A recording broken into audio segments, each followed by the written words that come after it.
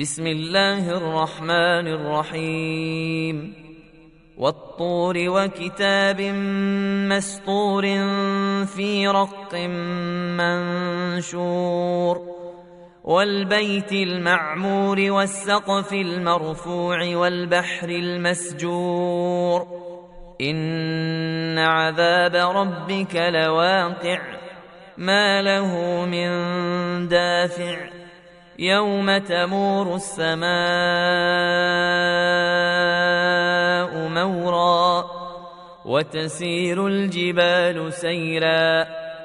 فويل يومئذ للمكذبين الذين هم في خوض يلعبون يوم يدعون إلى نار جهنم دعا هذه النار التي كنتم بها تكذبون أفسحر هذا أم أنتم لا تبصرون اصلوها فاصبروا أو لا تصبروا سواء عليكم إنما تجزون ما كنتم تعملون إن المتقين في جنات ونعيم فاكهين بما آتاهم ربهم ووقاهم ربهم عذاب الجحيم كلوا واشربوا هنيئا بما كنتم تعملون متكئين على سرر مصفوفة وزوجناهم بحور عين والذين آمنوا واتبعتهم ذريتهم بإيمان ألحقنا بهم ذرياتهم وما ألتناهم من عملهم من شيء كل امرئ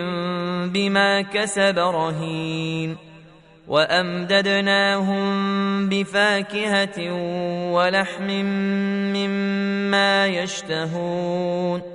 يتنازعون فيها كأسا لا لغو فيها ولا تاثيم ويطوف عليهم غلمان لهم كأنهم لؤلؤ مكنون وأقبل بعضهم على بعض يتساءلون قالوا إنا كنا قبل في أهلنا مشفقين فمن الله علينا ووقانا عذاب السموم إنا كنا من قبل ندعوه أنه هو البر الرحيم فذكر فما أنت بنعمة ربك بكاهن ولا مجنون أم يقولون شاعر نتربص به ريب المنون قل تربصوا فإني معكم من المتربصين أم تامرهم أحلامهم بهذا أم هم قوم طاغون أم يقولون تقوله بل لا يؤمنون فلياتوا بحديث مثله إن كانوا صادقين أم خلقوا من غير شيء أم هم الخالقون أم خلقوا السماوات والأرض بل لا يوقنون أم عندهم خزائن ربك أم هم المسيطرون أم لهم سلم يستمعون فيه فليات مستمعهم بسلطان مبين أم له البنات ولكم البنون أم تسألهم أجرا فهم من مغرم مثقلون أم عندهم الغيب فهم يكتبون أم يريدون كيدا فالذين كفروا هم المكيدون أم لهم إله غير الله سبحان الله عما يشركون وإن يروا كسفا من السماء ساقطا يقولوا سحاب مركوم